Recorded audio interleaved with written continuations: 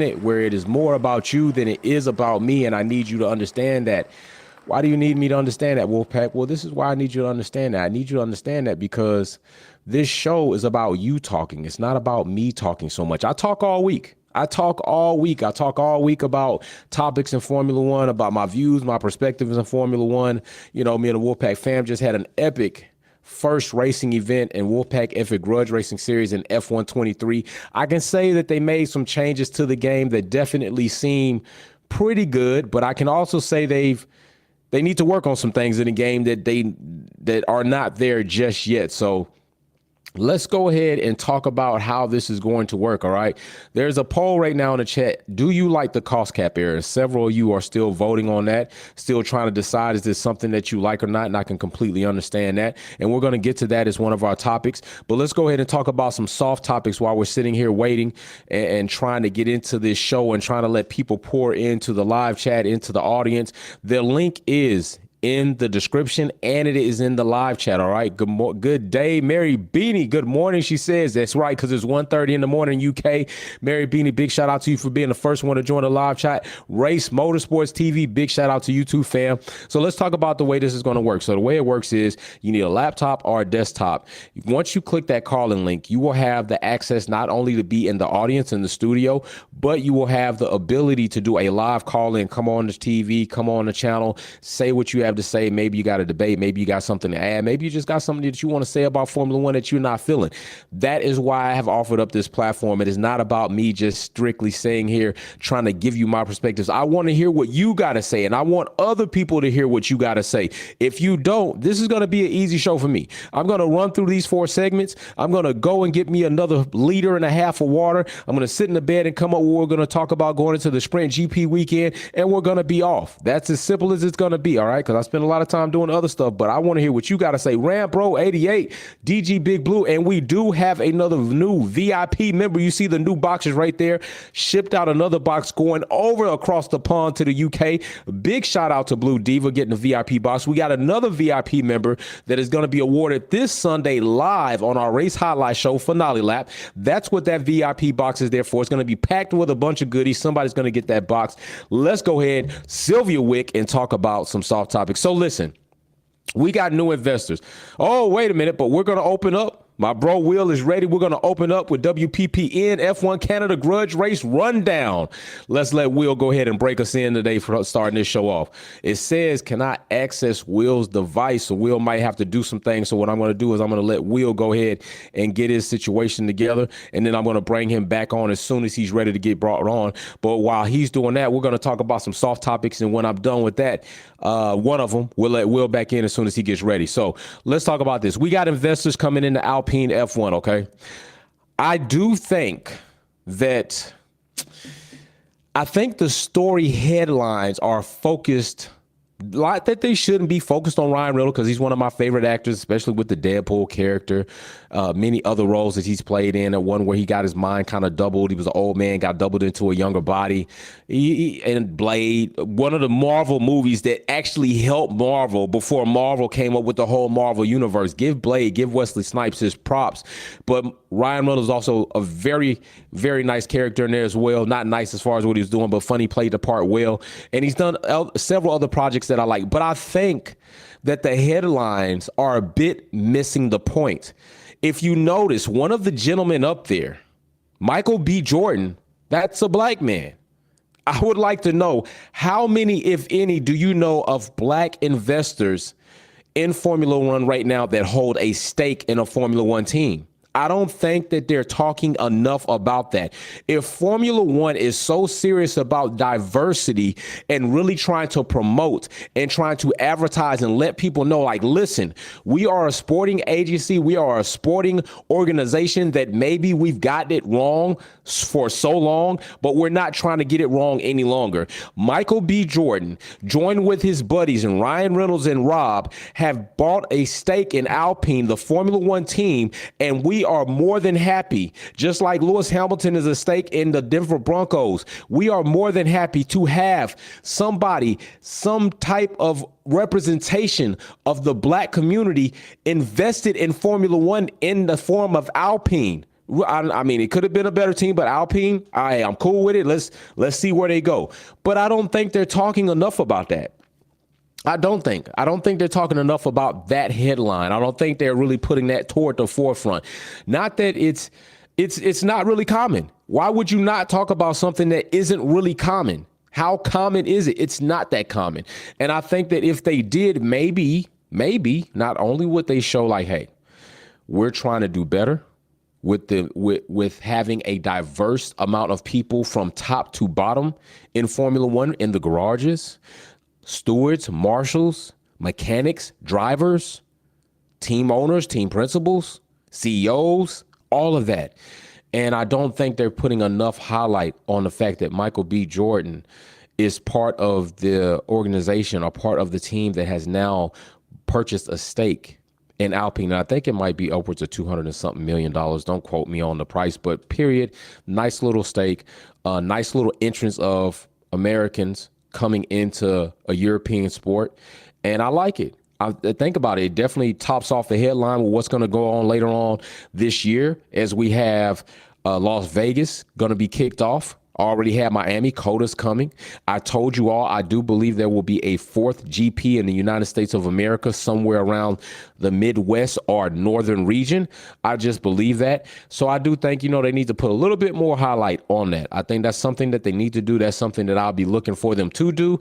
I think that is something that's cool. Will is about ready. What's up? What's going on? We got more fam in there. See, we got we got Oli Man in there. We got Wildcat in there. We got Blue Diva in there. We got the mechanic in there. And Will says he's ready to bring us our WPPN Network F1 Grudge Race rundown. Let's see if he's really ready, though. Let's see if he's really ready this time. He is ready this time. Give me a mic check, Will. Alrighty. Yeah, we got a mic check. My bro is in there. Go ahead. Speak up a little bit more for me, and let's go ahead and pop off, Will.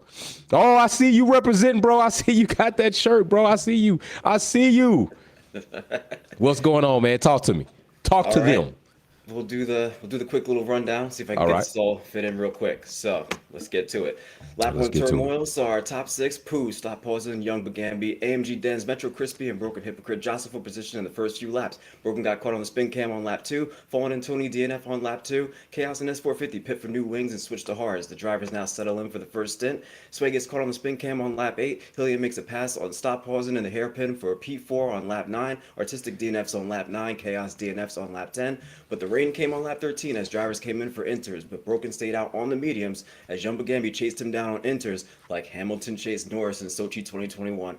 Hillian DNF'd on lap 14, Stinky DNF'd on lap 15. Young Bagambi finally made the pass on Broken at the start of the final lap and held the lead until the very end. An amazing race. Everyone except for So Fresh received the penalty from the stewards, who were handing them out like Oprah was handing out keys to G6s. Our top 10: Young Bagambi, Stop Pausing, Broken, Pooh, Mike, Sway, AMG, Mr. Cedric, Ben, and Will. Now, time to pay the bills. Our sponsor tonight, DRS Chicken. Made in Dresden, the heart of the Deutschland. 1 out of 5 drivers devour Dresden's delicious DRS chicken rather than another competitor made by a famous colonel from the bluegrass state. I don't know who that is. When you need a main course to go with all the fixins, choose DRS Chicken. Back to you, Jay. It's fucking chicken, yo, bro.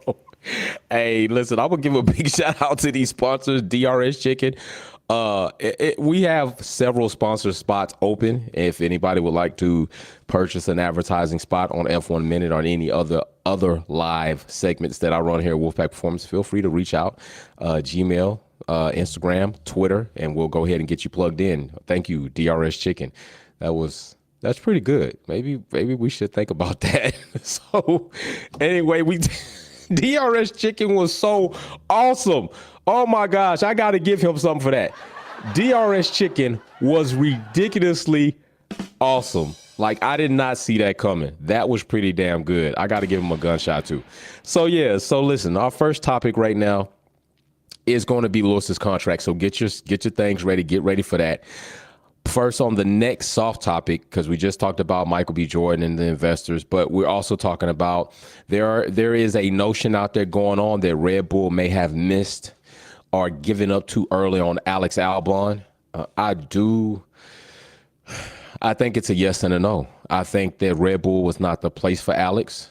I think that Red Bull is not the type of team that's going to wait nor give a driver a certain amount of time. They want to know if you have it, and they want to know if you got it then and right now. And if you don't, they're ready to move on from you. So with that being the case, I don't think Red Bull missed on Alex. I think Alex may have not been ready for his window of opportunity. And also, I think that big shout out to the mechanic with a super chat saying, y'all wait till I get my rig set up. I want all the smoke. You can have all the smoke, the mechanic. We got it all up in the Wolfpack F Grudge Racing Series. Trust me, we got enough smoke in there. More smoke than Max fans got orange pop smoke at the damn races, man. They'll probably have it out there this weekend. So, yeah, I think that Alex would not have thrived at Red Bull. I don't think the environment there was productive for it. I don't think it was supportive for him. I think that he is thriving right now in Williams because of the environment and the type of support he has, and maybe even a little less, if none, toxicity level that Red Bull definitely carries. He doesn't have to worry about that. So that I do think. Now, the other thing is there's another thing going out there that Danny Rick may be having his return. He's already with Red Bull, but it is indeed seeming like Nick DeVries. And if this does happen, this speaks to what I just said, that Red Bull is the type of team, they want it now. They want to see the goods. And if you actually have them and you can produce them, for them to give you any type of leeway. Right now, Nick DeVries, I believe, is very suspect for Red Bull. And if they know they have a driver in Danny Rick, especially if he's putting in sim time and they see some things that they like, I don't think they're going to hesitate to drop Nick DeVries off and put Danny Rick in that seat, because Yuki is already doing what he should be doing, and he's bringing points to the team. It's not like he's bringing an abundant amount of points, but Yuki's been there far more than Nick DeVries has been there. When they thought Nick DeVries would take them there, seeing what he did in the Williams and Monza, they felt that Nick DeVries would bring that type of energy. He would bring that productivity, and he has not brought that. And Baraka said it best on our last show. Maybe the grading curve for the entrance rookies is a bit skewed than it should be based on anomalies that we've seen. But I can say this, Nick DeVries' resume would have said that we were safe to assume that he would have been outshining the rookies that are on the grid now, and he's not doing that. He's not doing it. Sylvia Wick says, I'm going to bring big smoke with my amazing team boss, Racer X210. Big love to everyone. Big love to you too. Also announcing the drivers for the Wolfpack fam that will be competing in the Delta Zero Production Racing Series. We will have Derwin Hill as the number one driver. We will have S450 as the number two driver, and Racer X210 will be the reserve driver representing Wolfpack in that DZP racing series. Also, there will be other Wolfpack drivers that will be competing in there, but those are the three teammates that I will be team principal over. So look out for that. We will have updates coming on that. Will go ahead and break us in Mondays with updates once that series starts. I'm pretty sure he will be abreast of that situation. So let me know, do you think Red Bull missed on Alex, or maybe Alex is where he needs to be? Also, how do you feel about Danny Rick getting into a seat in AlphaTauri? And we're about to get into the real grease and grime of the DRS chicken. How about that? Let's get into the grease of the DRS chicken. All right, so we're going to get ready to talk about Lewis's money. Where the money at? Where's the money at? Uno, I see you in the audience. Where is the money at? Lewis's contract is coming up. I got a couple of things that I do think about that contract coming up. A lot of people, it's been long awaited. A lot of people have been wondering, where is this contract? When is Lewis going to lock in this contract? I don't think Lewis worried about it so much. I pretty much felt like he would get it, he and Toto would get it handled as they saw fit. But there are a couple of things that I'm looking for when this contract comes out. All right. So first, let's just go over some suspected driver salaries. All right. We got Valtteri. Now we're only going to talk about drivers that are like 10 mil and up. Like everybody else is kind of working their way to a bigger bag. If you're not double digit millions, I'm not really concerned about it right now. When you get them, we'll talk about it then. But Valtteri over Alfa Romeo is 10 million, a 4-year contract. All right. Then we have next on that list will be Charles at 24 million with his 5-year contract. And I do believe that contract is going to be up in 2024. Don't quote me on that, but it is coming up. We'll see what he ends up doing. Then you have Carlos Sainz at 12 million. Then next up, you have Lando at 20 million. I'm kind of inclined to wonder if Lando's contract doesn't go down 20 million. I'm wondering if he's really going to be able to show, but I think McLaren need to offer him a good package and a good car, good strategy before maybe they look at trying to decrease his salary. I think that McLaren needs to go ahead and pony up a little bit more to decide if the driver is the problem or the bottleneck or not. Charles is the same way. I think it's safe for us to say that maybe Ferrari have done themselves a disservice with that. So I'm not looking to see Charles if he's going to take a lesser bag, although Charles has made his mistakes. Then you have Lewis Hamilton, 35 million. Without a doubt has earned that money. I'm going to be looking to see what I'm going to tell you next. Then you have Sergio Perez, 10 million, which I felt Sergio, you signed too early. You signed for too little. You definitely should have had more. I think, honestly, 10 million. If Valtteri's getting 10, you definitely deserve more than 10. Brother, come on. I'm sorry. If Valtteri's getting 10, if Carlos Sainz is getting 12, if Carlos Sainz is getting 12 million, Perez, what are you doing at 10? What are you doing at 10? That's why I'm trying to say your management team sucks with getting you that check. And you got a good sponsor. You bring money. Okay, so that's a problem. Blue Diva in the chat, our Queen Mary can fill you in on Lewis's contract. If Mary wants to fill us in on the contract, then Mary needs to come on F1 Minute because this is what it's for. And this is why we have the platform. So Mary needs to hop into the live audience, do the live call in so I can bring her on screen and she can give us a little bit of that inside track for the Lewis contract. Not that I was trying to rhyme, but it did rhyme there. Then we have Max Verstappen at 55 million. Now, these are suspect figures, but I don't imagine they would be too far off. Blue Diva says, check what Mary is saying in the chat. Jay, I will go ahead and check that right now. Let me see. Mary says nothing in the chat right here. Actually, Blue Diva, I'm in the audience. I don't see her in there. So let me continue on. If she is, just have her come in the audience and do it because it's easier for me to boom right there when it's not highlighted so I can see it. So this is what I'm looking for. All right. If I see a 1-year contract, and it's due to Lewis wanting a 1-year contract, I'm going to have to start leaning into the possibilities if Lewis doesn't feel like Mercedes is where he wants to finish and he's possibly leaving his options open. All right. If we see a struggle of financial compensation unable to be reached, if we see them struggling there, then I'm going to start to wonder, is Mercedes not seeing the value of a great driver in Lewis Hamilton at this point moving forward? Do they feel like Lewis, because right now I don't think Mercedes has any right, given that they've brought a turn up to the grid for Lewis Hamilton and George Russell. I don't think they have the room. And if they did, then they have the audacity to try to say, Lewis, we think maybe you're not so great anymore. We're looking for a discount. We want a discount. You know what I'm saying? Like if you want a 1 year, we want a discount. We don't think we should pay you that much. This is what I'm going to start looking for. Now, it said, suppose that this contract is going to be announced Silverstone, and I want to see if that's even going to happen. Galactica says Sir Lewis would drive for Merck for free if he can get the 8th World Driving Championship next year and beyond. I think he will retire at Merck when he can no longer drive. And I do also feel that that would be the best thing I would like to see. I would like to see, but it's not about what I would like to see, but it would be commendable and respectable if Lewis retired from Mercedes. I don't think I see Lewis going anywhere. It doesn't fit to me. Like when the whole Ferrari thing kicked off, I was like, no on that. And Lewis going to Ferrari would be doing Ferrari a service more than Ferrari will be doing Lewis a service. OG Zilla says, you forgot the highest paid clown at 24 million. Hot damn, OG Zilla. Shit. Blue Diva says Lewis has already signed his contract. Mary. Okay, so Lewis has already signed his contract. I thought it was going to be announced at Silverstone. Evidently, it's already been signed. So Lewis has already signed his contract. And let me try to scroll up. Mary says Lewis has already signed. Okay, so he signed his contract already. I want to know the numbers. I want to know what the years are. Do you know that? Does Mary know that? Does Mary know this is why it's good to come into F1 Minute.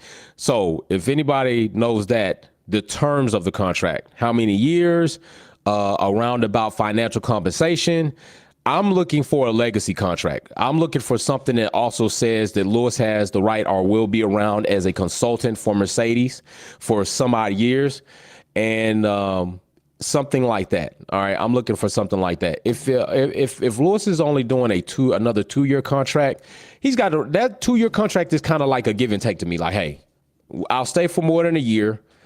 I need the bag to be right. So 2 years, okay. If it's 2 years, fine. 2-year contract, I'm good with that. It's still, it's not like saying, hey, I'm only giving you 1 year because I want to keep my options open. It's not like Mercedes saying this, but I also would like to see what the money is going to be as far as what his financial compensation is going to be, because we got 3 year on here for Max Verstappen at $55 million for his salary. And we had Lewis Hamilton 2 year, his salary for 2023 at $35 million. So I want to know where we are. Are we north or south of those financial figures? Mechanic says, Big Bro Wolf, some things are family exclusive. That is true. Some things are family exclusive. Like, we got a lot of things going on in the fam. And we have some people, they got some inside lines and tracks as far as the work that they put in to try to find things out when they start moving around Formula One. So big shout out to Mary Beanie. Big shout out to Blue Diva. Big shout out to Sylvia Wick. Big shout out to Racer X210, Galacticus, all you all putting in that work. Will putting in the work, especially bringing the WPPN network stuff. Mechanic says, if anyone wants to know, they should be a member and join the... The mechanic up here campaigning, y'all better get on track. So with that said, 2 years, that sounds like a good thing. I do think also it's going to give Mercedes an opportunity to prove themselves as far as the development of this car as well. And I do think Galacticus has a point, right? Lewis would he drive for free? Maybe. I wouldn't. Like, if I'm in that car taking a risk, I need financial compensation, regardless of what we land on. Maybe it doesn't have to be the most expensive or the most high paying contract, but I need my money if I'm going to be putting myself at risk, trying to get things to continue on with my great resume that I've built throughout these years. And I do think if they can guarantee a car that's going to allow him to be competitive and win his 8th and maybe even more, then hell yeah. But at this point in time, Red Bull got a lot with this RB19, and I don't know what the hell the RB20 gonna look like. Like they gonna keep building on that. Right now, we do see that Mercedes have changed directions and things have improved, and I think we can now say that things are justifiably concrete, that it's not just track specific. I will still, like I said before, look to see what they're gonna do in Austria to see if we're gonna see a continued amount of progress there. The mechanic says, Karen Horner definitely hijacked your channel. I can't super chat more than oh damn, you know what, bro? Don't worry about it. We're gonna try to get Karen Horner's hands out the pocket. Get your hands out my pocket, because he might have some cost cap trouble coming up. We're gonna talk about the cost cap too. I want to know what y'all think about that as well. So let's go ahead, and I did fire some shots over there. Let's go ahead and move into the next segment, because Lewis's contract is something that people want to see. 2 years, that's going to be coming out. But I'm pretty sure they're going to do something big at Silverstone. Also, big updates probably coming, or changes coming to Silverstone as well. That's going to be a race to see. Imagine if Lewis wins his first race not his first race, but imagine if he wins a race more recent than, damn, what, 2021? Like, it's crazy, right? Imagine if he wins a Silverstone. People gonna go crazy. They're gonna go crazy.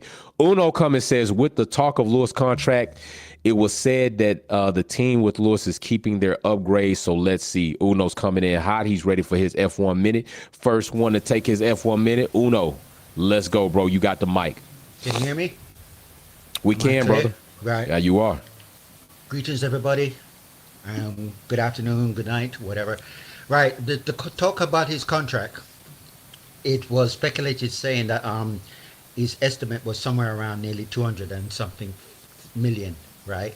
But somewhere along the line, the more importantly, we're concentrating of seeing exactly what Mercedes is going to come out with, because of the way the chase of our Red Bull is coming out with this race ahead. And everything was all been planned. The more important talk was about how much the upgrades and the plan with James Allison is making to achieve the Mercedes to absolutely match and be able to beat. When it comes to the Silverstone, they'll be ready to challenge Red Bull, right? Ooh. Nothing much was absolutely, which we know the secrecy of the contract talk that's taking place, but on the main topic has been to do with the car. Okay. And this is the exact thing that was been going on about seeing exactly what they're coming up with in the upgrades, see exactly what they're planning to do, and what is James Allison's new style going to come out with bringing us new upgrades. So Okay. we'll wait and see. Okay, let me ask you this, brother. Let me ask you this. So, with what you said, do you think that Lewis signing for 2 years, do you think that they were able to deliver a proposal to him that he actually believed in and said that, okay, I see that maybe these what you got might actually do it? Or would you say 2 years says that I'm not really sure and y'all still got to prove it to me? How do you feel about it? Okay. The 2 years on the contract is what exactly been said beforehand when it was with him and Valtteri Bottas. Okay. And Bottas had wanted the exact same thing of 2 years, but unfortunately, I don't feel that with them that he was capable. Although he can deliver, he didn't have that package what Lewis has already got. So Lewis get the 2 years, Valtteri get the 1 year, which was feeling uncomfortable with Valtteri. Okay. However, in the plan of this speculation thing for them to do is to make sure that they can give Lewis the race winning car that he's always been doing up to that 7 to 8 years. Okay. And this is exactly what bring back James. Well, not bring back James Allison. James Allison came back because he knew his place, his position, and the way that he wants to work out this car to bring it back to the winning championship as it's always been. Okay. And this is exactly what we need to see.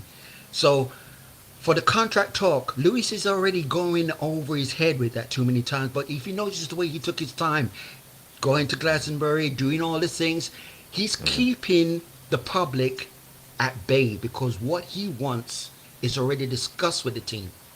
What he's planning, it's like example, if you were discussing your business about getting your show more upgraded, okay, and you wanted more publicity, right? That's your priority. No one else is, but you would have the backing from the family and organizers. Right.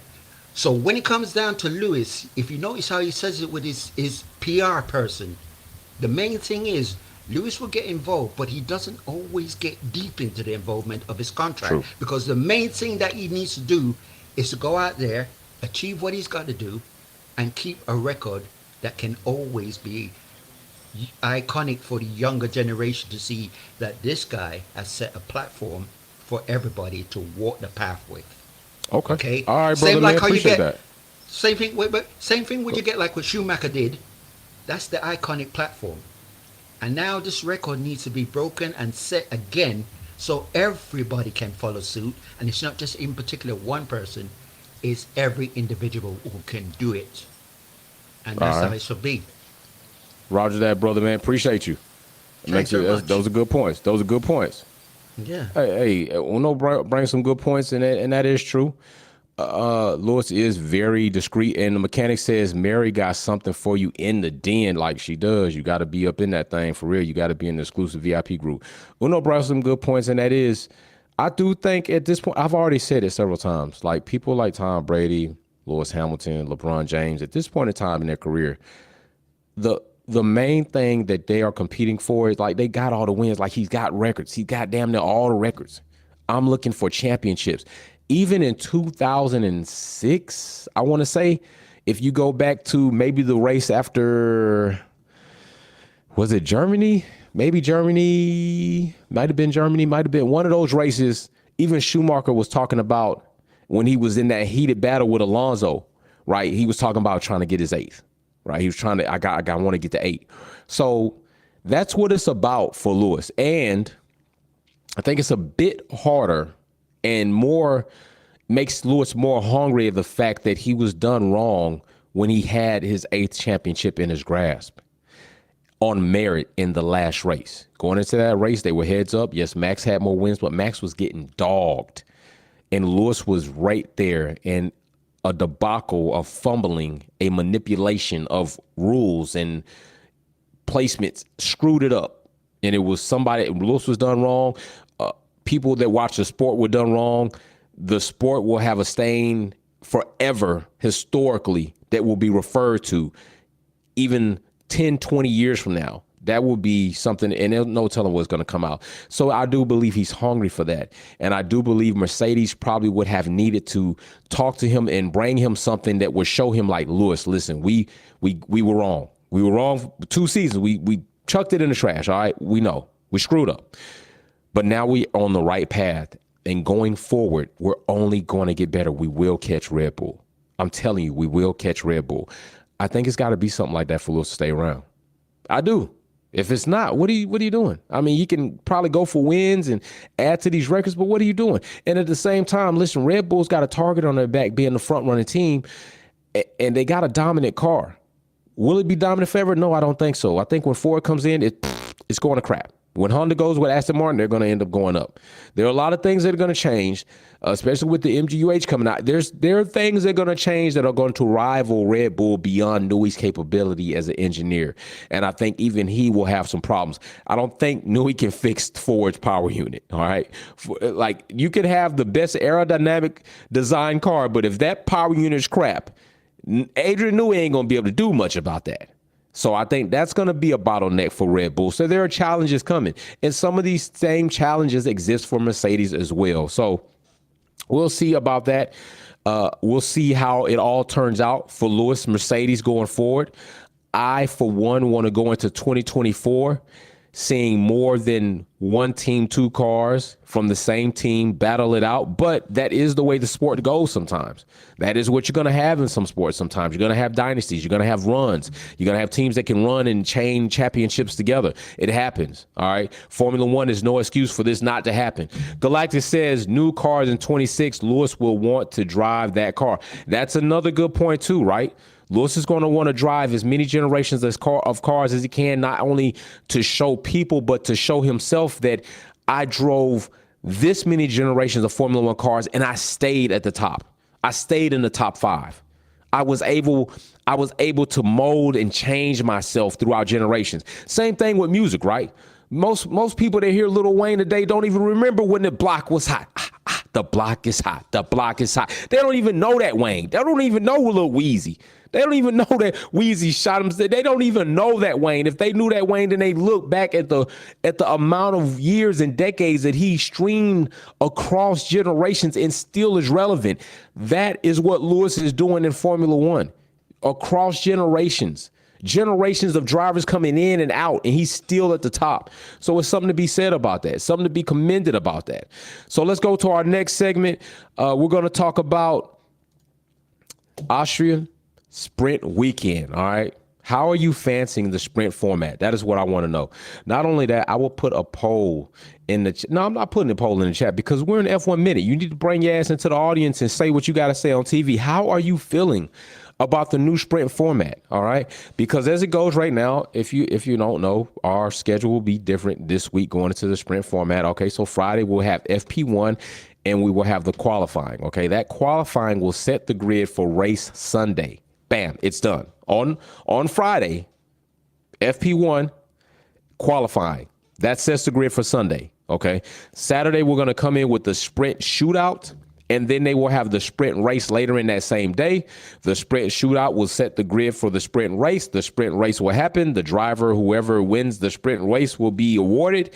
And then we'll go into Sunday's Grand Prix, which that grid had been set for Friday, during qualifying after FP1. So you notice less free practice, right? More involved situations with race-like environment. And still, all of that said, I think they still got it wrong. I think it wasn't the format as far as the schedule of the sprint that was so wrong. It wasn't the fact that the sprint impacted also the grid that was set on Sunday, because before it was, we had the free practice, then we had the qualifying, which set the grid order for the sprint, and then the outcome for the sprint set the grid order for Sunday. So everything kind of affected each other. Whereas of now, what they've done is like qualifying is set for Sunday. Sunday's not even going to be affected by the sprint. That's not the problem. The problem with the sprint, to me, in my opinion, is it's not facilitating a good, challenging environment. It's not thriving people to be hungry to go out here and like really go balls to the wall, chest to the wall, and show us something. I've had several family members say that, you know what? I would like to see the reserve drivers be the only drivers that could participate in the sprint. I'm not mad at that. I've said that I would like the lower teams are drivers who don't get points majority of the time be the drivers that drive in the sprint, because I think you'll see a more competitive environment. Like, you ain't been able to get no points and now you're going to be guaranteed the possibility of getting points. Yeah, they're going to go out there and try to get that. I also think they need to figure out the compensation. I think that drivers, drivers going to get the money, then the constructors get the points. If the drivers get the points, then the constructors get. I think there are several things that the Formula One could do that would indeed make a better product for the sprint, because at this point in time, I want to say that a lot of people are not really hype about sprint weekends. All right. Now, I think maybe the reduction in free practice, Jeff is coming in. They are going to run out of power units. And we've talked about this. And here's something else. Jeff coming in hot for his F1 minute. Let's go, bro. You got it. Let's roll. I love the idea of the bottom 10 being the top in every single. Second thing, like I said, power units. They're going to be out of power units maybe this week, next week for sure. They're going to be out of transmissions. Now, all of a sudden, those people are going to start taking grid penalties. They're going to start in 5th. They're going to start in 10th. It's nuts. The other thing we talked about before is the wear and tear on the drivers is just enormous. Can you imagine an extra, 5 laps, 6 laps, 7 laps of 5G turns when it doesn't need to be? You need to be out there for qualifying. Get your fastest lap. You can't really learn anything from a sprint. You can't tune your car in a sprint. You can tune your car in qualifying. And it's too much. If you look at Azerbaijan, okay, Austria for sure, Belgium's a little bit long, Qatar or Qatar, I started racing it in F1 23. That's a tough one. USA is too long. Brazil makes total sense. Otherwise, I just have a couple more things to say. Go ahead. What you got, Jeff? I got my new F1. Oh, look at that buddy right there. And then that's looking sweet. I have a friend that I help on Amazon. He sells umbrellas, and he got me something new this week. I got to show you. Oh, man, Jeff's always coming with the goodies. Oh, he's got the McLaren umbrella. I can't stand the rain. That's what I'm talking about. Jeff always got. Jeff, man, you too swagged up, bro. You swag. We're gonna come up with a new name for Jeff, Mr. Swag. That's Jeff's new nickname in Wolfpack, Mr. Swag. No, it's Sprint Swag. Sprint Swag. I love it. All right, Jeff, let me ask you a question, though. Are you one of people that think maybe we already have too many sprints? How do you feel about the proposal? You do. Okay. So you're definitely not feeling going into Stefano's whole, like, I would like to have a sprint every weekend if we could, or 6. You're not feeling that. No, again, the engines are going to be gone halfway through the season. Right. If you're doing a sprint every single weekend, but to make it exciting, take those bottom, put them at the top. I agree. Or take the owners and put them in the cars. I agree. There we go. All right, we could. Jeff, you come back, man. Appreciate you. Always love having you, man. All right, see you later. All right. We got Tanya coming in. Talk Lewis, talk Jordan. Oh, snap. We got Tanya coming in. So we're going to bring her in. But first, in the super chat, Galactic says some folks who win the race, win the sprint, boo. And DG Blue says sprint is entertainment purposes only. Tanya is coming in hot. Then we got Tony Rice coming in next. Tanya, what you got? What's going on, Queen? Speak to us. I see that hat. Let's go. So I did want to speak about a few things. First off, Michael B. Jordan, the first black. Boom.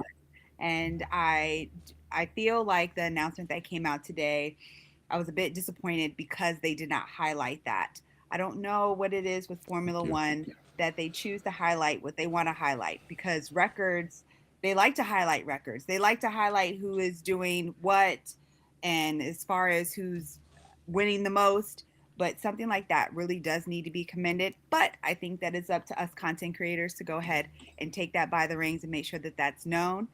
Daniel Ricciardo, that conversation is very interesting. Going to AlphaTauri, like, it's really gonna happen. I just feel really bad for him because he has just been like, he is not even like the ex-boyfriend anymore. He's like legit baby daddy that nobody wants. Nobody. And, and as far as Lewis Hamilton's contract, I think that as far as Lewis Hamilton, a lot of it is about securing his legacy. Okay. His legacy as a person. Oh my Stay God. with me. Go ahead, stay with me, Tanya. Go ahead, stay with me. Go ahead. Finish out. I really think that it is. I think it's him trying to secure his legacy as a driver, and I still feel like he's an 8-time world champion. But Mercedes needs to make good on their promise of delivering him a car that can perform and compete with Red Bull. And I don't. They're getting closer. Seeing Fernando Alonso with the Mercedes PU as well as Mercedes being close in the last race was very promising, but I'm still cautiously excited. I agree with that. I do agree with that. And I agree with what you said about Michael B. Jordan, because I said that opening the show that I felt like the highlight of what they've been running isn't what it should be. I mean, Ryan Reynolds and all that's great, but I'm saying how many black investors do you have in Formula One? And if you are a company that has said that you want to be more diverse and you want to show that, then that was your opportunity to show everybody that, listen, we are excitingly ecstatic that we have a black owner now in Formula One by way of Alpine, and that ain't it. It's like Ryan Reynolds and Rob, and like I heard one thing about Michael B. So it's like you really show your colors when it really comes down to business, where you really stand. And to me, it seems like Formula One is not standing on what they talk about. So I agree with you on that, definitely. But I mean, it's up to the community. It is. And that goes back to a lot of things that we didn't like about Formula One, particularly the treatment of some fans that have happened, and they have made a lot of significant changes because the community did stand up. So I think that I hate to say it, that it is our responsibility, but it is to highlight that. And I will, I'm definitely, I'm going to be a few videos about it. I hope you do as well, because you do make amazing content. And thank you so much for having this show. You're welcome. I did. Oh, and for y'all, we're going to give you a little head like me and Tanya getting together later on this week. We're going to bring some heat into the Wolves Den, so y'all be ready for that too. Yeah, so I'm going to be quiet for now. Great show, and good luck to Mercedes, and also Aston Martin. Anybody who has a Mercedes engine, but I'm just going to say this. I'm just going to say this about Lando Norris. What you got? I think that he's starting to grow up now. Based on everything that's going on and how McLaren is struggling. Because there was a point in time where he did ride a little high and did talk a lot of stuff about Daniel Ricciardo and his performance. And now look how the mighty has fallen. So, ooh, the pride cometh before the fall, she says. Yes. Damn. Tanya, you keep some more hot takes like that. I appreciate you. No problem. All right. Thank you, Queen. Yo, Tanya always coming with some bars. We got Tony Rice coming in next. Tony, you got your F1 minute, brother. Let's roll. Yo, man, can you hear me? Mike check. Yeah, I can hear you loud and clear. Man. Run that. Hey, man, first time getting in here. Shout out to you and the fam, man. And, man, I always watch the show. And talking about the sprints, man, I'm not a big fan of that. You know, I'm just going to say. And to me, I mean, I think it's kind of just another gimmick just to draw in the Drive to Survive generation. And, you know, trying to mix things up. And to me, it looks like, you know, the guys, you know, all the time and effort and resources they put into getting these cars ready for these races. And then they're going to have this little extra race. And we've heard people say before, how do you know folks are really pushing in these sprint races? You know, you tear something up. Yeah, they may have to do some more work. I mean, it's bad enough to may have to have an accident in a practice or quali or something like that, but also have it in this as well. And then all that's going against the cost cap. So that we have to live under now. So I don't know. I'm just not a big fan of it. You know, it's cool, but I'm old school. I like all the, you know, the practice and hearing about the stats and listening to the commentators and stuff, you know. And that's just as me though. But yeah, man. No, that's both of us, Tony. That's both of us. I'm with all the FP1, FP2, FP3, Q1, Q2, Q. I'm with all of that, bro. I think all of that is important. I think that's, to me, but I also understand let me ask you about it before you go. Let me ask you this question, because I propose this as well. If they are going to do a reduction in free practice, this was my idea. Let me know what you think, and if you don't like it, let me know what you would do. If you say keep it the same, then cool. But I said that any track that has been off the calendar for maybe, let's say, 3 years or more, if you bring it back, I believe, okay, you get all 3 practice sessions. But any track that's been on the calendar for over 5 years and we've been here, I'm okay with going in with like an FP1, maybe one shot quali, and then going into something to try to, if you want to mix it up. But I'm not okay with getting rid of all of free practice like Stefan talked about. Like, if I could get rid of all, like, what are you talking about, bro? You can't, like, exactly. I mean, if it's Barcelona, Barcelona is always was their classic test track, before they had the restrictions and stuff. So yeah, I can do a sprint race there. But if they're going back to some place like China or even going Korea or some of these places that have made tracks and just they make these tracks and you just don't hear from them anymore. Don't know what's going on. Sure, the guys, they gotta have those 3 practice sessions. If you want the teams to put on a good show, you got to give them the opportunity to get out there and get the data that they need to attain in these practice sessions. And you can't have it both ways, in my opinion. Right, and I'm even cool if you do FP1, FP2, F3, and a one-shot quality. I'm even cool with that. Yeah. So if you want to mix it up, but I think they need the opportunity to get acclimated to these circuits and then tune these cars. So like you said, they can be the best they can be in the one-shot quality. Yep. I think that leaves it up to say which driver can go out here right offhand and lay down a hot lap and come off. Because we've seen sometimes Max Verstappen don't necessarily do the best going out there first time and running it up, whereas Lewis Hamilton or maybe even Yuki might go out there and lay. So I think that will be where you could kind of mix it up. But I totally agree with you, brother, and I appreciate you. Make sure you come back. Don't let this be your last time, even today and later on, man. Oh, no, man. I've been trying to get in here, man. I'm usually working on Mondays, and I'm finally got some time off here. So yeah, I've been waiting a long time to get into these this deal here, man. But thank you, brother, man. Love what you're doing, man. Yeah. Appreciate you. Love you too, bro. You take it easy. Yeah. All right, we got Baraka now. This is my brother that's gonna always try to check me like, Jay, Pia, calm it down. I be with Logan all day, every day. American West Side. Let's go. Baraka, what's going on? What's up, bro? What's up, my brother? Hey, man, you got your F1 minute. What's popping? Nothing much. It's in regards to like this whole new qualifying format. And I remember hearing the idea, I think, from you guys about like a reverse grid type situation. I think somebody did bring that up before. And I think that idea, though. Yeah, I think it's been an idea that's been in the works for some time. I just don't see it happening in F1 anytime soon in the near to distant future, because the one thing that I think the 3 top teams, you got Horner, you got Wolf, and I think the new TP at Ferrari would agree on is, I don't care how bad we get, we're not getting reverse grid. They would do anything to prevent such things happening. So the likes of like where McLaren is now, AlphaTauri, Alfa Romeo, when it comes to qualifying, I think with the sprint format, reverse grid should happen. I want it to happen personally, because you got you're giving a chance for like the smaller teams to get some form of points, even though it's not that much, but for them it's a lot because they rarely get points anyway. They're fighting from P6 on down, because P6 on up, it's pretty much set for the top 3. Right. So stay with me. I totally agree. And that's a big point. And that's a point that I've also made, is that we watch the teams go into the sprint, and the same teams that's going to damn near collect the points in the race, just collecting the points in the sprint. So they don't even have to be as competitive, because they already know where they're going to stand. And that's not really doing anything for the competitiveness of the sport. And I've always said that if you worry about really grooming a competitive environment, the entertainment will come with that. So yeah, you need to go ahead and you getting your water in, bro? I see you getting your water in.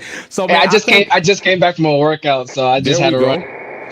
Yep. I think that the other thing with the reverse grid is a safety issue. I think that might be one of the things, as far as in the race weekend, how they set it up, as far as to where the walls are, and if a car is running in reverse, then it possibly runs into where the marshals are because there's openings, but those openings run the same direction as where the cars are. So when they hit, they just glance off and keep going forward. So I think it might be some structural things, but I do agree with that. It needs to be some type of change because the sprint format right now, like I said, the problem is not the schedule. The problem is the actual sprint and the way it's set up. It's just teams double dipping in the points they already getting. Like, that's not exciting for us.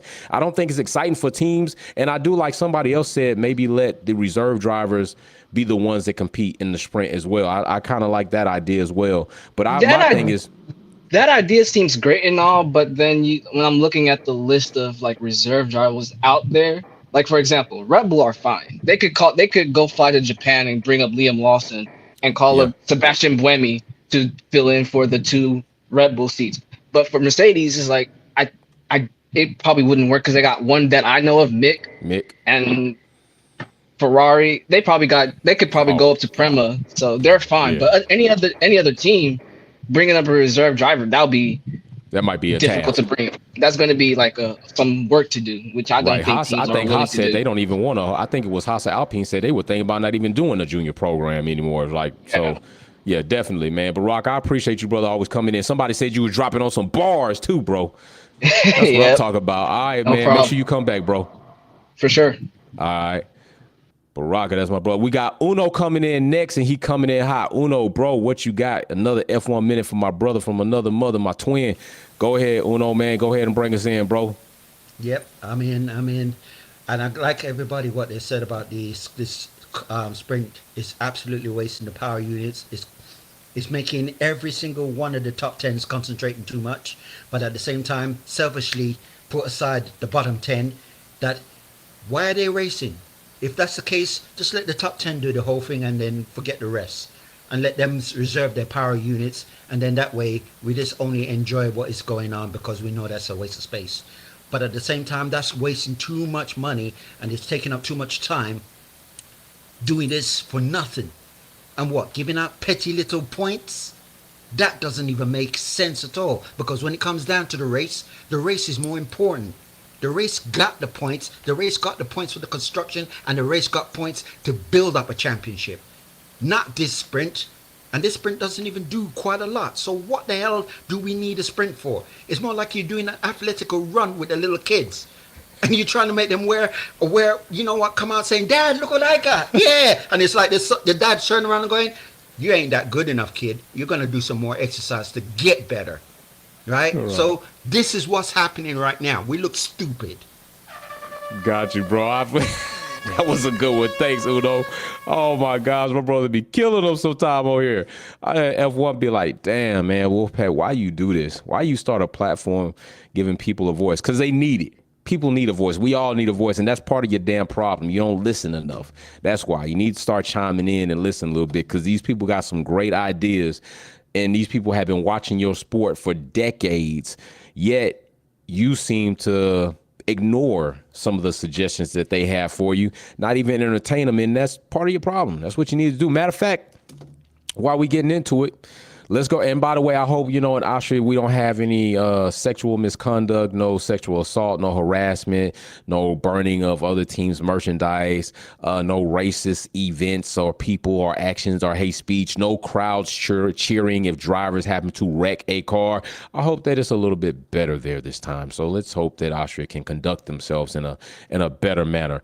Let's go to the next segment. We're going to get into this next topic, and we talk about Max Verstappen. Where? Now, listen. I did a segment.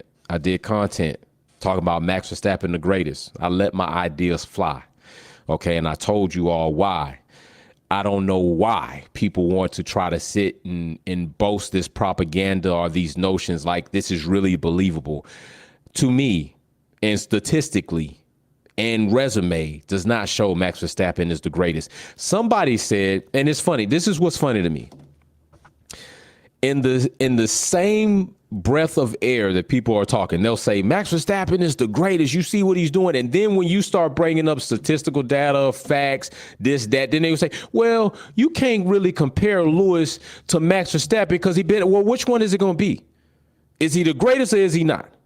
All right. Because to be the greatest, you're supposed to do what the greats have already done and then exceed that, or at least do as much as they've done. And he's done none of that yet. Do we forget he's only got 2 championships? Do we forget this? Alonso also has 2 championships, right?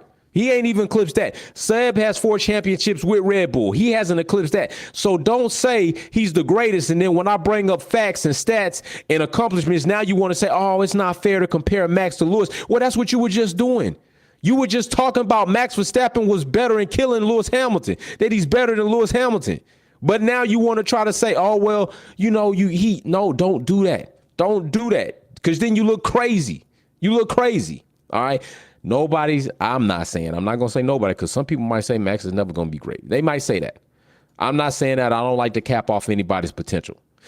What I will say is he ain't great yet. Now I want to know what you all think. If you think Max is great, come on here right now. Tell us why you think he's the greatest. All right. If you think he's great right now, come on here and tell us why you think he's great right now. And then tell us what backs that up. Baraka, in defense of Max Verstappen, I knew it was going to be Baraka. Let's go. Let's go, bro. Let's go. You got your F1 minute. You popping tall. Let's go. Is he going to start with, I hate to defend this guy, but here's the thing. I think everyone who is in the Discord knows is like, I'm probably the only one who actually defend Max. You probably know that too, just based on the responses I put out. And I say this, they just recently, first off, congrats to Red Bull for finally reaching 100. No team, not any team could reach 100 wins. They don't even last long. So congrats on them. And I recently saw it's like 41 of the wins were from Max, and Seb only has like around 38. So they're pretty close in terms of wins so far in Red Bull. And I'll give Max that. The whole comparing to Max and Lewis, even though I like Max, I'm not going to go that far to say he's better. Mm-hmm. I'm not surprised that that's the reaction, though, because if you follow other sports and when there's like a big young talent that comes into the scene, if they do well, they win a ring, a Super Bowl, or something like that, a World Cup. They say, oh, he's better than, let's say, an older player that has been doing work for a longer, consistent amount of time in longer years. So it's not surprising. I'm guessing that comes to the territory with, recency bias, the whole, buying into the hype so early, because I would say that to like many football players, like out of nowhere, I said Pat Mahomes is better than Brady, just because. I just say it just because. So it's not surprising. I think it just comes with the territory, but I know there's in the realm of realism. Do I believe that he's better than Lewis? No. Does he have the potential to be it? Time will tell. And I'll hold my hands up and say, it's like, you know what? Max, just do your thing. Keep your head down. If you have the potential to be 7-time world champ, there you go. If you have 8, congrats. You've done it.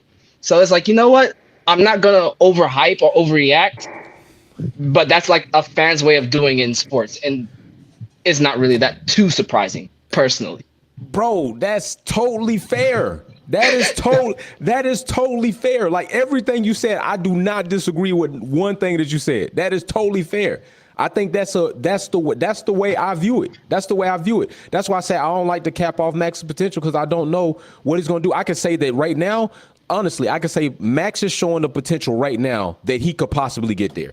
So that's just a fact. Like, if you want to argue that, you can. Like, if you want to say because he's in the fast car, because he is, but you also need that, right? You need a good car. You need a fast car to do great things. Like, if you you can't win races in a tractor. Let's be real. Right. Let's just be real.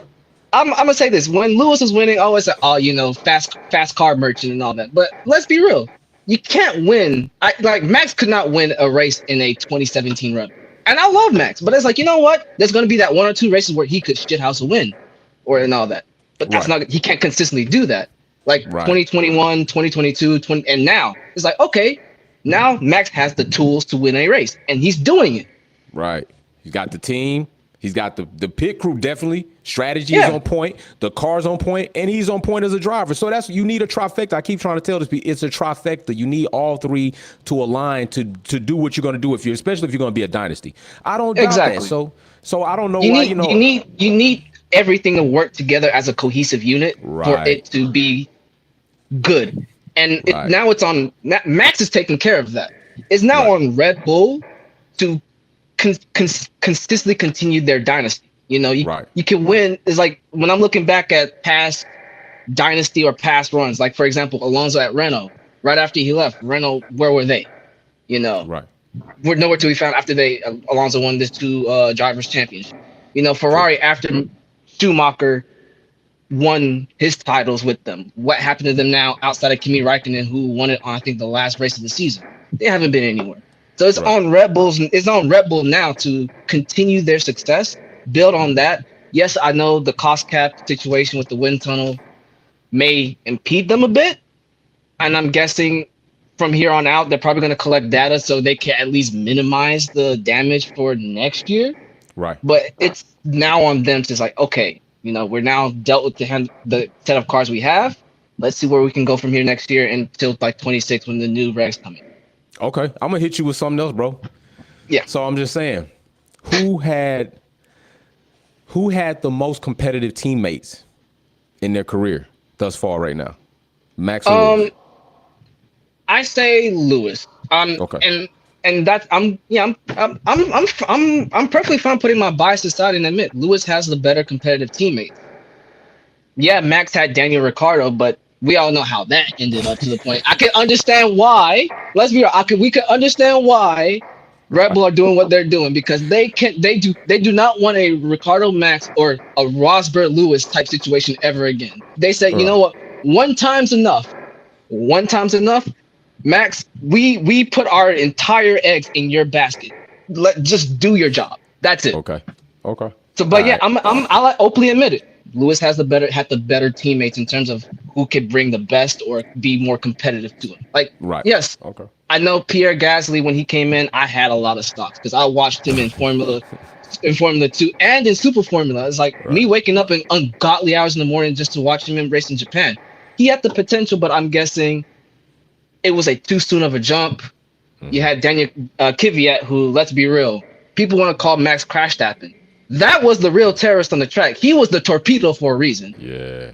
And then you got Sergio Perez. It's like, yeah, I know there's a conspiracy about him, like, dimming down the car and all that. I'm not wanting to go into that, but it's like, I don't see him consistently. And that's just me being real. I cannot see him consistently challenge Max on a season-long basis.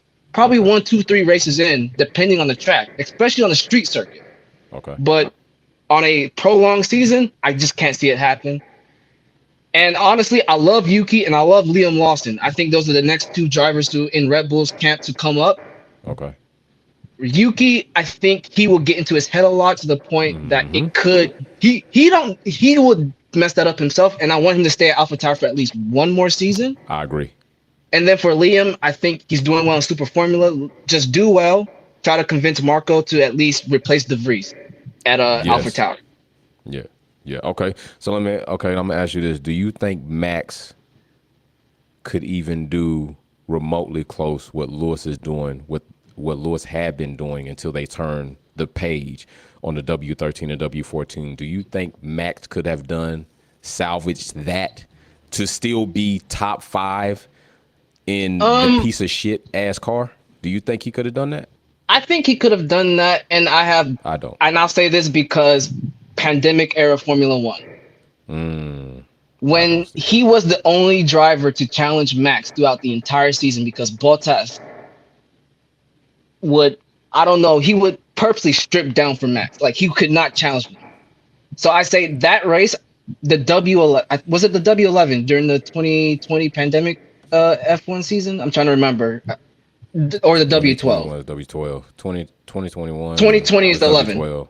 Right, 2020 is the W11. So when the W11 was match for match the fastest car on the grid, and the fact that Max could finish P2 and have that one race, like for example the 70th anniversary, where Red Bull got it right in terms of the setup to win a race, I can see that's when that convinced me, like, okay, yeah, Max, even when he has like the second or third best car, I think he could still try to salvage something for the team.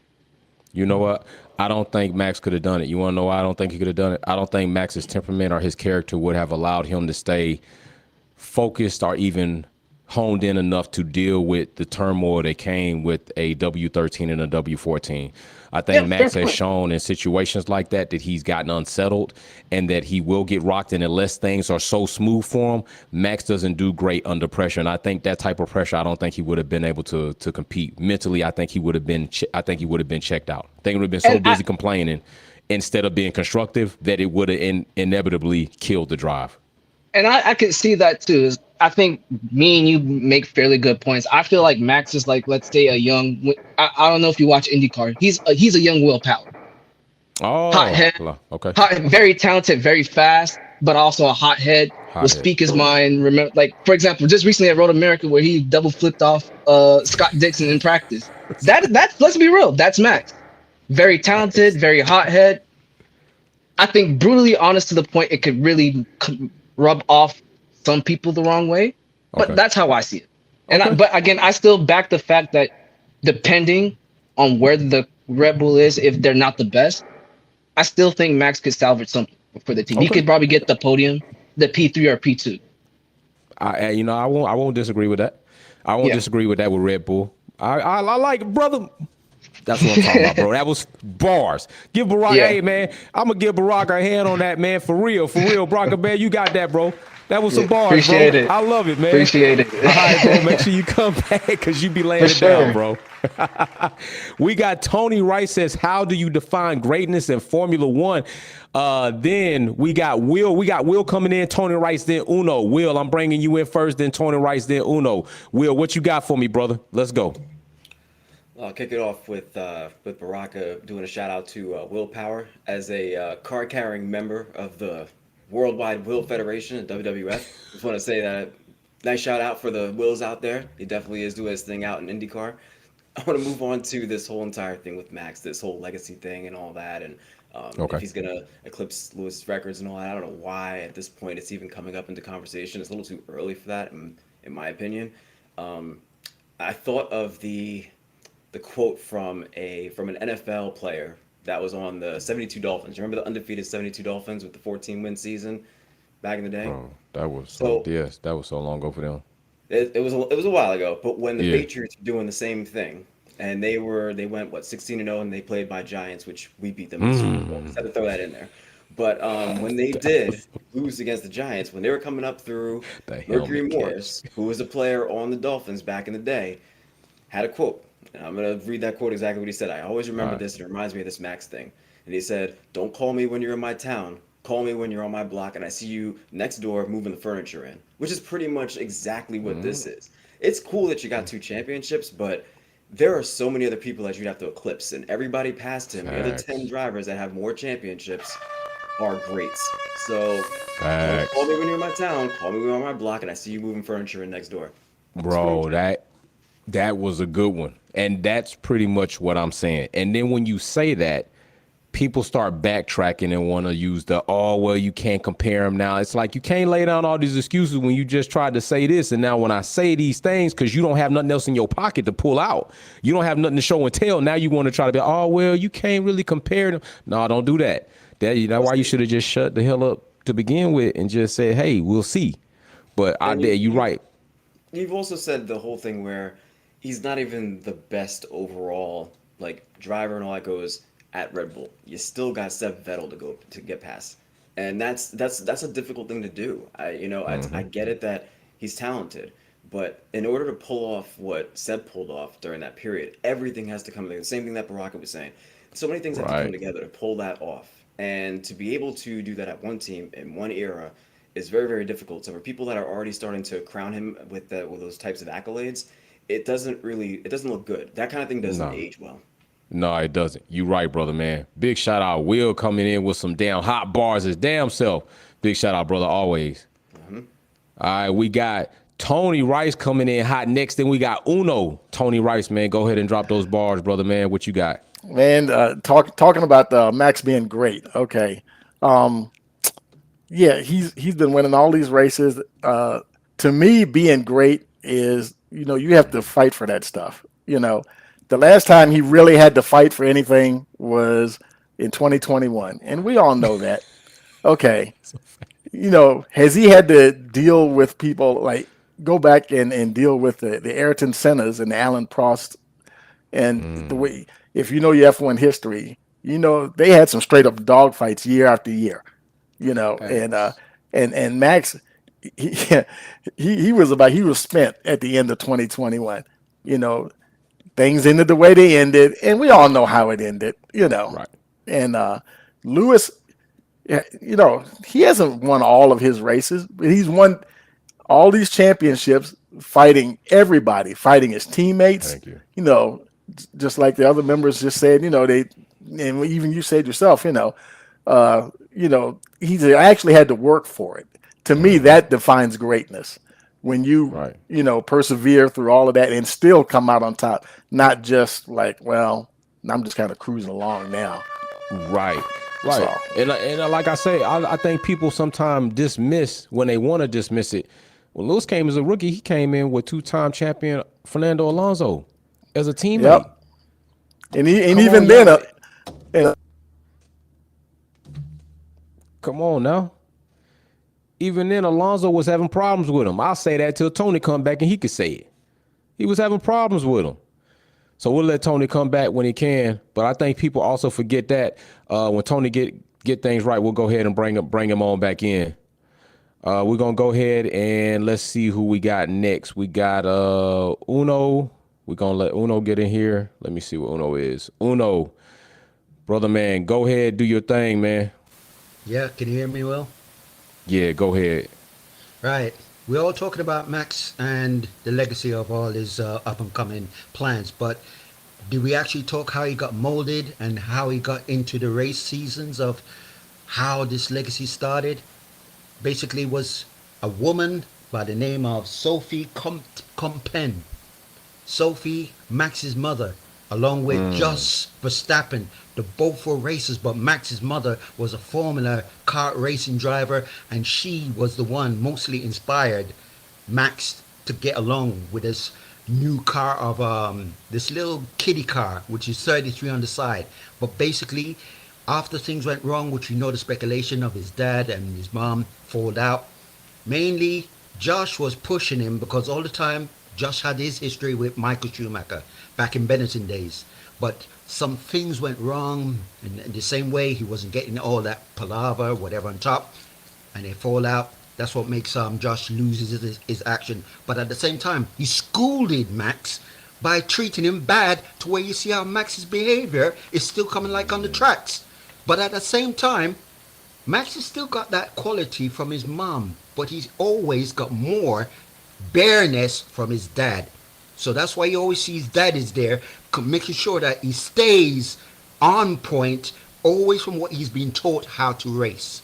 And the fact is, we saw a documentary, and when I saw that, I said, aha, Max was sit down in the sideline, left behind by his dad when he made a bad error on the track in the karting days. And from that time, that's how Max is always now close as father and son. But speculation was like, oh, father and son was always having a bad dispute and never agree. But wrong. Max is always got that influence by his own man who definitely can say, yeah, that's my boy. So let me ask you this. Do you think Daddy Verstappen is a good role model? You think he's okay. All right. Nah, because I can definitely give you the facts. You're a good dad to your daughter. Right. But you don't go ahead and leave your daughter sitting if she made a mistake, do you? Right. Right? Go leave her sitting in the track, make her way back home, right? And then wondering, why, Daddy, did you leave me behind? Did I do something wrong? And you're going like, get in your goddamn room. Right? Until you know exactly what you made a mistake, you can come back and apologize to me, and then we can go on through your routine and your system. That's what happened to Max. Okay. That's what's been going on Max's past. But every time we see in the race, do you notice how Max is behaving? It's his dad's way. And he's never had that kind of good father and son background, but the solidness was there because of the way that Josh was having it back then. Right? Josh wanted him to always be like what he wanted to be, a world-class champion driver and a recognized world-class icon driver. But he didn't have that quality of patience, calmness, and teamwork. He never had all those qualities. What he wanted was being hungry and getting to be a world class driver. Now that's what you see in Max. But the only thing what we want to see him actually do is become just like what we got of Lewis. Calm, respected, teamwork, and most importantly, concentrate with the whole team like you concentrate with the whole family. Right. That's Big the way of being bro. a dad. That's some major bars. Uno just dropped right there, bro. Let me give you, hell yeah, bro. Let me get that to you, bro. That's major bars right there, and that's real shit. I appreciate you, man. Hell yeah, welcome, like, man. and I think, you know what, I'm gonna be fair and say this because it is true. Kids going through similar situations, like, y'all better look into it. Like, Max's dad is not a great person at all. But Max going through that, being treated like that, I can see how a dynamic like that would exist. By no means am I going to excuse his actions. No, by no means am I going to excuse his horrible character.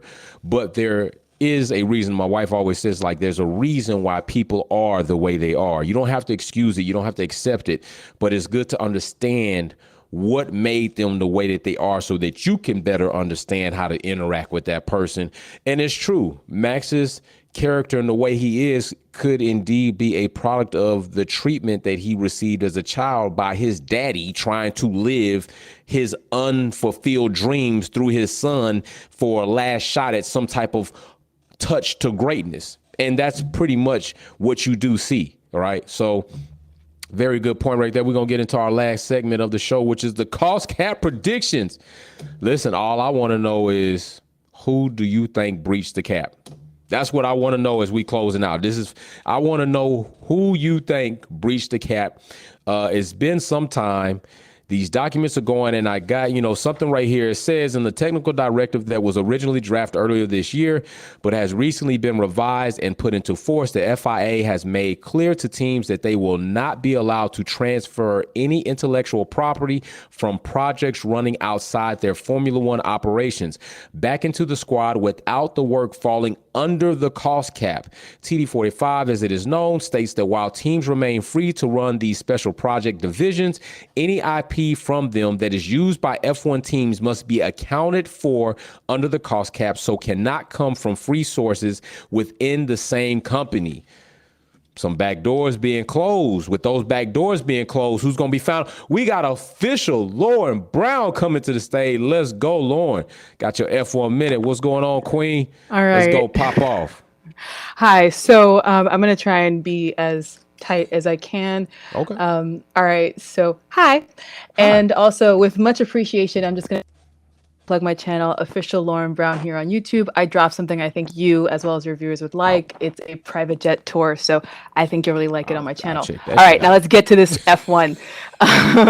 So as far as Lewis's work and legacy with the 2 years makes total sense, because I think at this point he's not counting on the league, on the industry to cement his legacy. He knows that they don't really care for him or check for him. So he's building it in other ways outside and beyond, which is just smart. That's diversifying. Michael B. Jordan getting in, that's diversifying for him. It's another entertainment field. It's another way of accessing IP. It makes sense. Of course, they're going to promote Ryan Reynolds over him. I mean, media bias, that's not new. As far as the sprint races, they've been talking about doing sprint races since before the vid. So clearly this is a gimmick they've wanted to try for a long time. I'm not surprised by it whatsoever. And I kind of look at trophies for everybody, but if they're going to do it, I think give it to the lower performing teams. And lastly, Max has a lot more to do before he gets to that legacy. Ooh, so okay. Hey, stay with me, because I've been giving people extra time because I like this dialogue. What do you think? At what point of things that Max accomplishes do you start putting him in your conversation and saying, you know what, he's entering the realm of greatness? What do you need to see?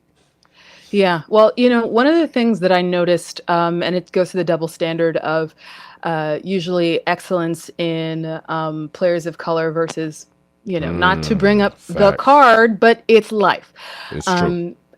It's usually when I start seeing a strong sense of humility where they're off-track performance and their on-track performance, whatever, or field or pitch, whatever sport it is, when you start seeing them carry themselves with a certain kind of weight where they understand what it means to be a leader beyond just winning, that's usually when I can start looking at them and saying, is GOAT even relevant? Because the majority of people in that space, it's a completely different mindset. In order for you to win and be top, be number one, you have to epitomize that everywhere. It's like method acting. There's no off. And I find that for people who shine brightly, but they don't have that kind of psychological stamina, it's a shooting star. It's going to burn out. That's a meteorite made of ice. It's gone, you know? Oh, okay. And what do you think about the cost cap? Who do you think breaches? If you had to say a team that breached the cost cap, who are you looking to? Yeah. Well, you know, oddly enough, I would not say Aston Martin. And I think just because of the sheer advertising investment that the company would have put. I also think Mercedes has a lot. They do allow them to be far more intelligent financially. As far as Red Bull, yeah, I didn't freeze. That was just I didn't freeze. That was just my opinion. That was it. Yeah. Listen, this is coming from someone who, you mentioned this before, like, I don't know how many months ago, but you were taught, we all saw it because I remembered it too. There was a point in Drive to Survive where I do believe Horner said, in my opinion, allegedly, that he wanted to ride, like, one of the leading drivers. Right. That's a level of I will get this at all costs that just doesn't land with like, oh, I'm going to stick to the rules and have morals and be, I'm saying ethical, not morals like, you know, whatever book you read, you know. But yeah, so got you. That's and that's a good point. And if someone else does it, it'll probably be someone like far enough down on the points that like everyone's just gonna shrug and be like, all right, you know, it happens. Okay. Yeah. Oh, Mr. Lauren dropping some bars as always. Thank you very much. And thank you for letting me do the plug.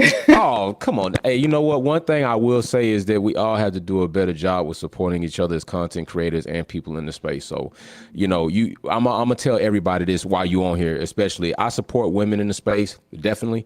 I don't feel like y'all get enough respect for what you all do.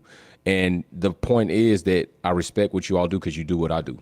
You're passionate about the sport. You're passionate about what you do. You do your research. You do your content. You give your perspectives, and you stay consistent. So it shouldn't be looked at it as anything more than that. A content creator that is doing their thing. So if you plug in yourself, people want to come see you. I'm never going to be able to stop you growing. I might slow you down, but you're going to get to where you're going. The only thing people need to decide is what side of the fence do you want to be on when people get where they get. And I'd rather be on the side of the fence that said, hey, he never minded me trying to be the best me, period. Beautifully said. Salute you. Beautiful. Big shout out, Lauren. Thank you. Awesome. Hey, big shout out. We got Baraka coming back. Then we got Will coming in. Baraka coming in hot. F1 minute getting ready to start up. Man, I love it, man. I love this thing cranking. Go ahead, Baraka. What you got, brother? So the first part, when I say cost cap, the teams that I think could be teetering on the line on breaking it, I think further down the grid is Haas. Ooh. Okay. And I'm just saying that because of Mick Schumacher, you know, torpedoing that car almost every 3 races, you know, probably, let's be real, probably put a dent in their pockets. I don't know how that will play into it. In terms of the top teams, Mercedes, I genuinely don't think so. Ferrari, I don't. And surprisingly enough, I think Red Bull are probably just looking around just to make sure it's like, okay, let's make sure everything is right. Everything's okay on paper, so we don't have to be caught with our pants down again. We got a jail at a free card last year. Let's just hope, cross our fingers that it doesn't happen again. Right. But it wouldn't be I personally say this, I wouldn't be surprised if they're probably on the list. I think I've watched enough motorsports to the point that I'm just walking into the new season of saying probably almost every team is cheating their way or trying to bend the rules a bit to make themselves better.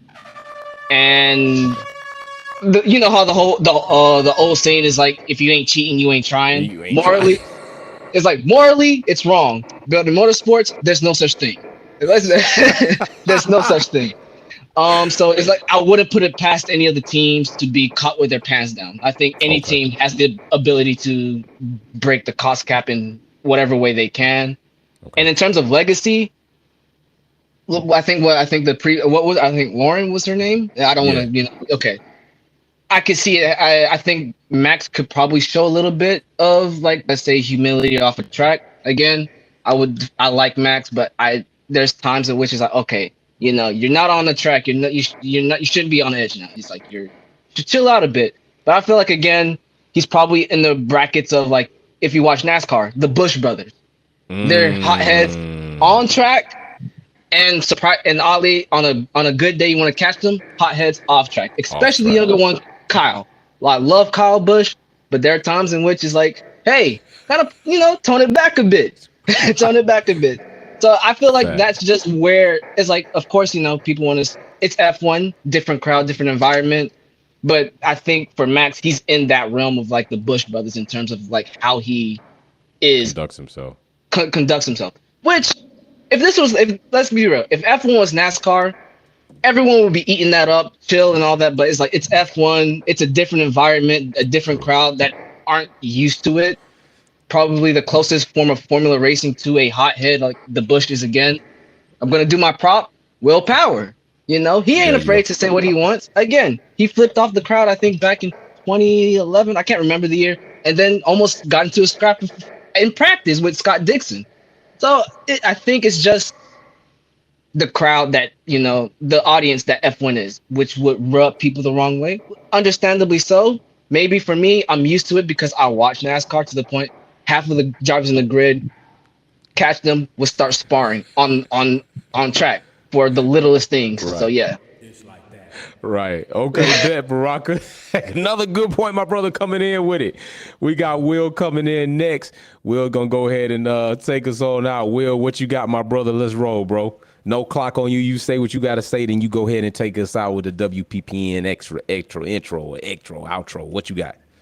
All right. So I will start off with the cost cap, issues with this whole thing with Red Bull and all that. Well, I say Red Bull because Christian Horner was the person that started this whole entire thing, got this fire started with cost caps and all that, and people were breaching, saying that there might be up to like 6 teams that breached the cost cap. So the first thing that I think when I hear that means you broke the cost cap again, because if you're starting to deflect and say, oh, there might be other teams that did it, you're basically saying you broke the cost cap again. So we don't know what these other teams are. I know that there's a lot of gossip in the paddock and people say things, but it doesn't always mean that a lot of that stuff is true. A lot of times it's just a lot of talk. It was true last time. So I just think that it's definitely going to be Red Bull. That's for sure. As far as the other teams go, I don't know if they're going to be the other teams. Maybe it's just a procedural breach, and maybe it's not a full-out breach where they're going to have penalties, like the same thing that happened with Aston or Williams, the same thing that happened before. So maybe they just pay a little bit of a fine and they move on. I think the other thing that Lauren was saying, and also what Baraka was saying, that especially what Lauren was saying, the Aston Martin thing and the huge gains that they had kind of reminds me of the 2021 season, where Red Bull made a lot of gains over the season, even though the FIA stepped in and made it a lot easier for them with the high rake, low rake, make sure that the floors, the barge boards were shrunk so that Mercedes could be a lot slower by 0.4. We know how that all went down. But they also were able to develop really, really crazy throughout 2021, and which is why they broke the cost cap. It was the only way they were going to beat Mercedes that season. So it does remind me that back in 2022, when Aston Martin started really ramping up the development, that this is now the car that we see. So it's definitely possible that it could be Aston Martin as the second team. As far as any other teams, I'm not so sure who else they would be. I just have a feeling that it wouldn't be Mercedes, because they come out a lot to really say that they're just they just don't seem like a team that would be one to, as far as their principles go, the way that they run their business, it just doesn't seem like they would, and I stand on that. I don't think that would be, we'll ever hear that it was Mercedes that had a cost cap breach. I think that starts from the top when it comes to stuff like that, and when your top dog is Toto Wolff, I don't think that's ever going to fly. So financial mastermind. He always does things in the right way, even if it means that it'll hurt the team overall because he has principles. And not saying that all the other TPs don't as well, but it just doesn't seem like we're ever going to hear that there was some type of breach of the cost cap from that team. I think they know that they can give it time. They have the drivers in place to be able to build this up over time, and they will be back at the top very, very shortly. Okay, brother, man. Go ahead, man. What you got for WPPN, man, on our way out, bro? So we got a couple of things coming up as far as this race weekend, and not even this race weekend, but the following. So nobody's dropping any points as far as in the penalty points paddock, but we do have some drivers that will be dropping points come Silverstone. So we've got Gasly, who still is at the top of the list. He just likes being in number one as far as the amount of penalty points he has. So he'll drop 3 points come around the Silverstone weekend. George Russell in second place with 6 points. He drops 2 points for Silverstone weekend. This is, of course, if they don't gain any points between now and Silverstone. So Yuki Tsunoda in third place. He's got 5 points. He'll drop a couple of points actually after this weekend. So that's pretty good. Then you've got Stroll following up with 5 points. He doesn't lose points until October. You got Alonso with 2 points. He'll lose his 2 points in November. Albon with 3 points. He loses some points right after Silverstone. You got Joe with 3 points and Norris as well, Hulkenberg. Then you got Ocon and Perez and Verstappen and Sainz all with 2 points. They don't lose any points anytime soon. And then Magnussen and Leclerc, they have a point each. They'll lose their points coming in the fall. But you also have Valtteri, Lewis, Piastri, your boy, Pia, De Vries, and Sargent. All the rookies, they have 0 points, including Bottas and Hamilton. They seem to always keep it clean, though. Our 2 vets there on that list. And then, a funny note, you still have 4 drivers because these points still have to go on that same recurring schedule of losing the points after a certain amount of time. Danny Rick still has 6 points, Latifi has 4 points, Mick Schumacher has 3 points, and Sebastian Vettel has 2 points. But they will lose all their points at the end of the season just in case they come back in. Because I know there's a lot of talk about, Danny Rick coming back and all that. Well, he will drop all of his points by the end of this season. So he'll have a clean slate if he finds a team to come in. Also, we do have the whole entire tire war update. So right now, I think this was last week, they did say that the FIA confirmed that there were 2 teams, two companies that were going to be part of that whole entire tire tender thing for 2025. It's speculated that it is going to be Bridgestone. So we Bridgestone versus Michelin, and there's already a lot of things coming out where it seems like Pirelli's kind of like trying to, I guess, like save face or kind of say that, hey, this is such a harder process this time around. But I think they've kind of got to their point now where they're starting to be on the back foot, and Bridgestone's going to come in pretty strong. I've always said, and a couple people, part of the fam has also said, like Mary and everybody has said that the tire war thing would be great to see that come back, to see people competing for this. And I think that since they beat Hankook in 2020, that it would be nice to see another team come up and see what they can bring to the table. Apparently, this whole entire process has gotten a lot more complicated, and they have a lot more, I guess, things that they brought to the table that they need to do if they're going to be the tire supplier. Right. And again, that's going to be a 3-year contract, so we'll see how that goes. And as far as the new teams go, we did have the announcement from High Tech GP, which is in Formula 2 and in Formula 3 right now. They have a few Formula 3 championships. They've thrown their name in the hat for the new new team tender. So that's now, I think we're up to about 3 or 4 teams. We've got the Formula Equal, which would be the team that Craig Pollock used to be the CEO of BAR, the Honda team. And they're coming in to have a team that would be 50% men, 50% women. So they threw their name in the hat as well. You've got the Andretti team that's trying to come in. You've got Audi then taking over Sauber. And then you also have I'm going to get this name wrong, Panthera, which is the Asian team that would be coming in as well to try to compete for these spots. And as it stands, it seems as if there would at least be maybe one team that could join the grid, but the FIA is on some nonsense where they're saying that some of the paddocks wouldn't be able to accommodate for it because of where the garages are. I don't even know what any of that means, but we'll see how that goes. Hey, big shout out, Will, bringing us that Uncle New. That's what I'm saying. My brother will another be doing it. And by the way, put some respect on Will's name. Like, bro, be running. Listen, I'm challenging anybody to show up doing quality trivia to challenge this man to quality trivia because he's racking it up. Will, I just sent you off another. What you up to right now, bro? Like what? $125, $150? I think it's about 200. Yeah, you bought up to $200. That's what I'm saying. Like, hey, somebody better come with the challenge because we'll run it up. Free Dogs is the only person close. I think he 175. The money be coming. I'm trying to tell y'all, money be coming. The money ain't funny over here, Wolfpack. I'm giving real money, and people act like they don't want it. Like, it's real money I'm giving away. It's Visa gift card coming to you. You buy what you want to buy.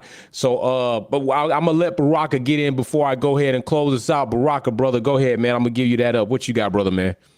I was just about to, close everything off, but talking about Will and how he is always on that F1 stuff, getting that $150.